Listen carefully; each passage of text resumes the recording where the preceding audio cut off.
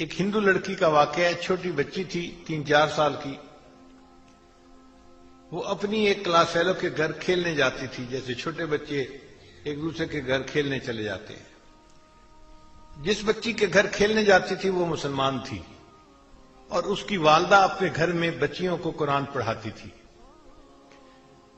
چنانچہ اس کی class fellow لڑکی کچھ دیر کھیلتی اور پھر اس کی والدہ اس کو قرآن پاک پڑھنے کے لیے بلا لیتی. اس کا دل چاہتا کہ میں ابھی گھر نہ جاؤں، تو یہ اس کے ساتھ قرآن پاک پڑھنے بیٹھ جاتی. ہندو لڑکی ہے، ہندو گھرانے کی. اس نے ابتدائی قاعدہ بھی پڑھ لیا، پھر باقاعدہ قرآن مجید اپنی کلاس فیلو کے ساتھ پڑھنا شروع کر دیا. ماں باپ کو کچھ خبر نہیں. جب مسلمان لڑکی نے ناظرہ قرآن پاک پڑھنا مکمل کیا تو اس نے بھی مکمل پڑھ لیا.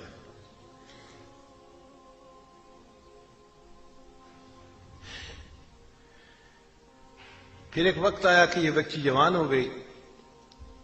ماں باپ نے اس لڑکی کی شادی ہندوؤں میں ایک ایسے نوجوان سے کی جو بہت متشدد ہندو تھا، بہت متشدد تھا.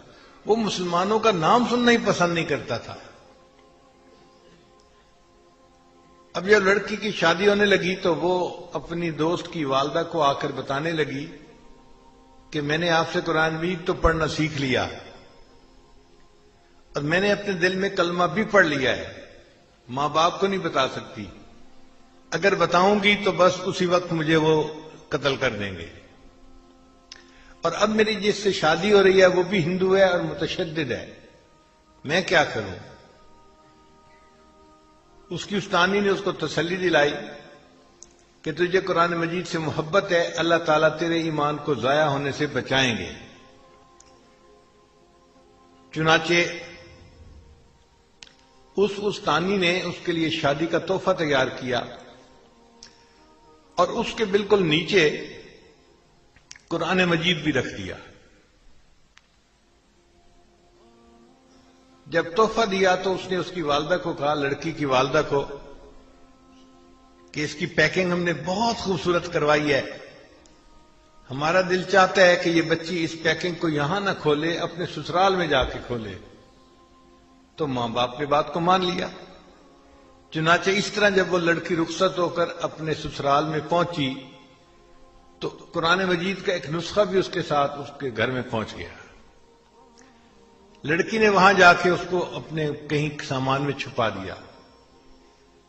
اب اس کا خامند جب دفتر چلا جاتا اور وہ گھر پہ اکیلی ہوتی تو وہ قرآن مجید کو نکال کے روزانہ پڑھتی تھی اور خامند کے آنے سے پہلے پھر چھپا دیتی تھی.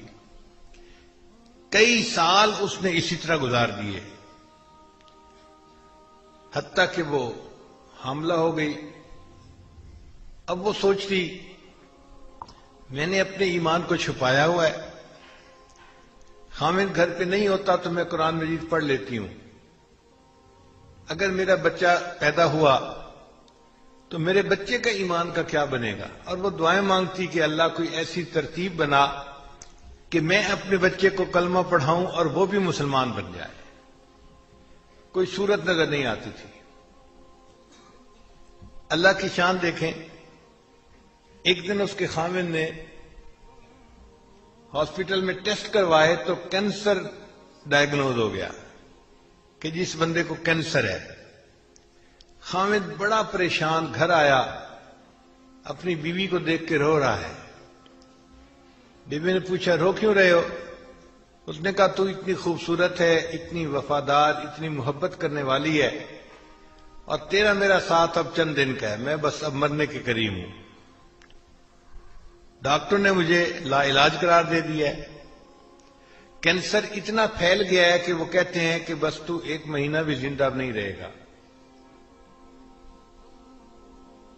اس بیوی نے کہا کہ نہیں، آپ پریشان نہ ہو، میرے پاس اس کی ایک دوا ہے، وہ میں کرتی ہوں، مجھے امید ہے آپ صحت یاب ہو جائیں گے. تو خامد نے وعدہ کر لیا کہ اگر میں صحت یاب ہو گیا تو جو تم کہو گے میں وہ کام کر دوں گا، میں پوری کر دوں گا تمہاری خواہش کو. اس لڑکی نے سورہ فاتحہ پڑھ کے اس کو دم کرنا شروع کر دیا، کیونکہ اس نے اپنی استانی کو دیکھا تھا، وہ بیمار بچوں کو سورہ فاتحہ پڑھ کے دم کیا کرتی تھی۔ خاوند پوچھتا تم یہ کیا کر رہی ہو؟